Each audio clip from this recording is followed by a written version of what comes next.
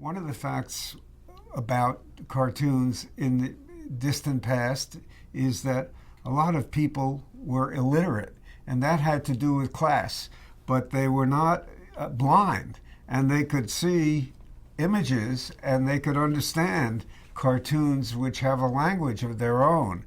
So that I think one of the reasons that everyone from King Philippe was upset with Daumier's and Philippon's caricatures of him as Le Poire, the pear. He knew the masses were seeing these things and were making judgments about him, right up until Boss Tweed, who famously said of Thomas Nast's cartoons, "I don't care what they write about me, but get rid of those damn pictures." Poetic justice.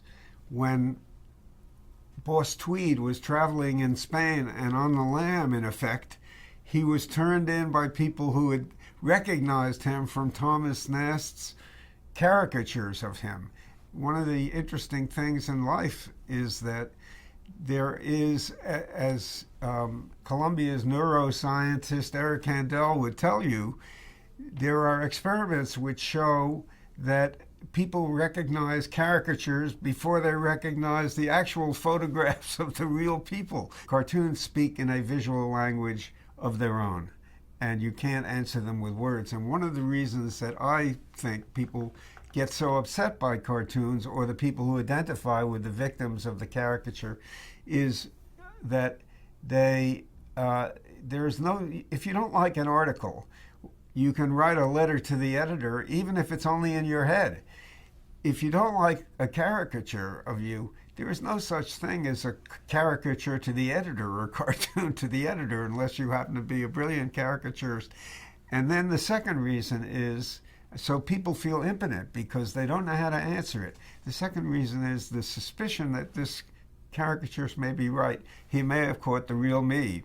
Maybe I am this avaricious, greedy person he portrays. David Lowe's cartoons of Adolf Hitler were quite sweet. He showed him to be an object of fun, and yet every time one of them came out, Hitler would call a meeting of his general staff and he would go through the roof. And later, the chairman of the board of the paper that David Lowe was writing for, was doing his cartoons for in London, actually paid a visit to Germany because they banned his magazine. They asked them how they could get his paper to be unbanned. He said, "Fire David Lowe." It was that simple. Dictators like these guys, they don't object to be seen as horrific monster world beaters. They want to beat their chest and show the world, "Be afraid of me." When you show them to be fools and idiots and jerks and buffoons, in effect, that's what they really object to. I think people always read their own paranoia, their own fears, their own hopes into works of art, and cartoons make statements that people can accept in different ways. The famous one, the New Yorker cover by Barry Blitt, showing the Obamas doing a fist bump dressed in camouflage terrorist uniforms to caricature right-wing views of the Obamas.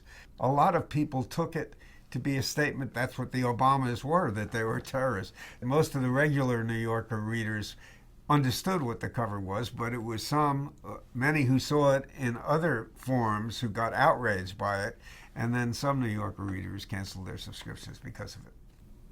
In 30 years at The Nation, only once did the staff march on my office with a petition demanding that we not publish something. What they protested was a cartoon with the petition by David Levine, and it was a caricature of Henry Kissinger at the time of the Caribbean Basin Report. A young woman who was our assistant circulation manager actually said was that The Nation is supposed to be against stereotypes. This cartoon shows sex as something that an active male on top does to a passive woman on bottom. We're supposed to be against that. I said, well, yes, that is the stereotype that it draws on to show to make David Levine's comment. But we ran it, and we ran a long exchange of letters about it. But the obvious thing didn't occur to me that it was a cartoon that was politically incorrect rather than just a proposition.